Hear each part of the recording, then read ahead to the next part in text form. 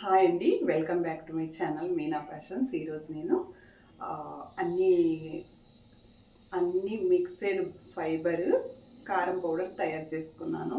అది ఎలా అనేది చూపిస్తారండి. ఓకే,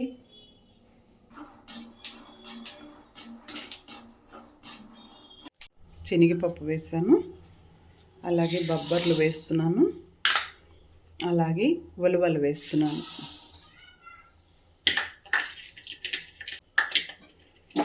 ఇవన్నీ ఫస్ట్ వేయించుకుంటున్నాను.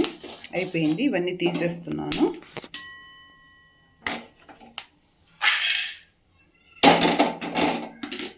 ఇప్పుడు నువ్వులు కూడా చిట్పట్లాడేదాకా వేయించుకోండి.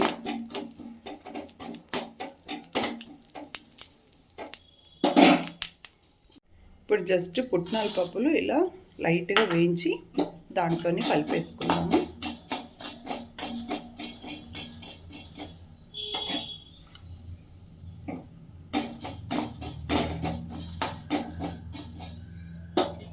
తీసేస్తున్నాను.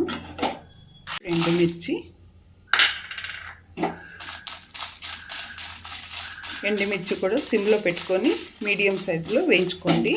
మాడకుండా క్రంచీగా వస్తాయి అన్నమాట. మిర్చి పౌడర్ అంతా చాలా మంచి నీట్గా స్మాష్ అయిపోతుంది.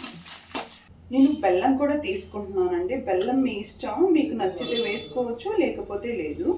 నేనైతే కొంచెం తీసుకున్నాను, మరీ తీయగా కాదు, మీడియంలో అన్నమాట. ఉప్పు కారము మన అన్ని ఫైబర్కి తగ్గట్టుగా బెల్లం తీసుకుంటే మనకి కాల్షియం కూడా వస్తుంది. దీంతో మనం ఏంటంటే అన్ని అన్నంలో, ఉప్మాలో, మనం ఈవెన్ పెసరట్టు మీద, దోశ మీద ఏదైనా వేసుకోవచ్చు. మనం లైట్గా దాంట్లో కలిసిపోవాలి బెల్లం. వద్దు అనుకుంటే స్కిప్ చేసుకోవచ్చు. ఓకే, ఇప్పుడు ఇది వెల్లుల్లి బెల్లం ఇప్పుడు వేస్తున్నాను.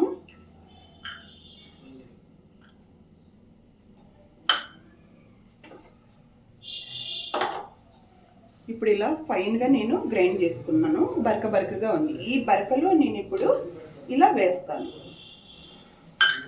మెత్తగా గ్రైండ్ అయిపోతుంది. ఈ బౌల్లో వేస్తానండి. ఇదిగోండి, ఇప్పుడు ఇలా వచ్చేసింది.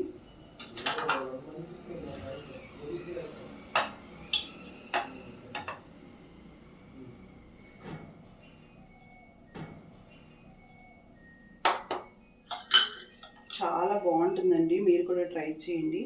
మన పిల్లలు ఏంటంటే ఈ బొబ్బర్లని, అలసందలు అంటాం, బొబ్బర్లని, ఉలవలని ఇలాంటివన్నీ ఏమీ తినట్లేదు ఇప్పుడు పిల్లలు, ఇప్పుడు జనరేషన్ పిల్లలు. అందుకే మీరు ఇలా రెడీ చేసి మనం ఇస్తే ప్రతి దాంట్లో మనం పెట్టేసి తినేస్తారు ఆటోమేటిక్గా. మనం చపాతీలో కూడా పైన ఇలా చల్లేసి రవండిగా రోల్ చేసి ఇచ్చేసినా కూడా తినేస్తారు, అలా అనమాట. ఓకే అండి, నచ్చినట్లయితే షేర్ చేసి, కామెంట్ చేసి, సబ్స్క్రైబ్ చేసుకుని లైక్